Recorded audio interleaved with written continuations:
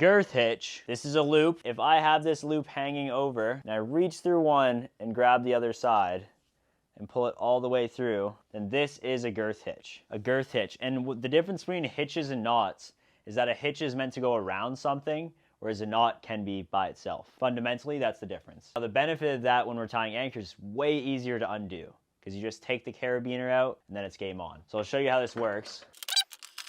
Then this is how I tie it if I'm using my two screw gates, is I have them already set up in the way they would be. I choose my direction of load, and then I'm gonna place them behind, pull the sling through,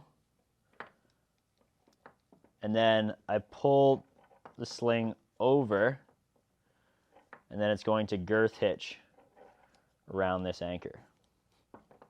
Boom. I like to snug it up, clip my rope in, lock it up, game on. You can imagine the limitations on this for a multi-pitch, because if you have a master point on a multi-pitch, you'd be clipping in multiple pieces sometimes to that. Also, you can't clip the shelf.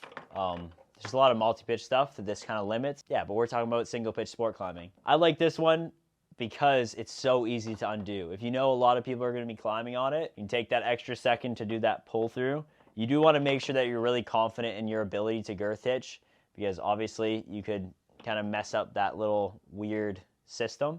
So make sure your sequences are correct. It should be, as you can see here, crossing over on the front. Other side should look like this, where it's coming out. Just look up girth hitch knots. Maybe I'll film a video on girth hitches and post the link below when I get to it. But girth hitch anchor, pretty common. And yeah, it's kind of like a substitute for the figure eight on a bite. Does the same sort of thing, except it's just easier to undo. And changing the angle of this, or changing where it's loaded, can be a little bit easier. You just pull it loose, then go.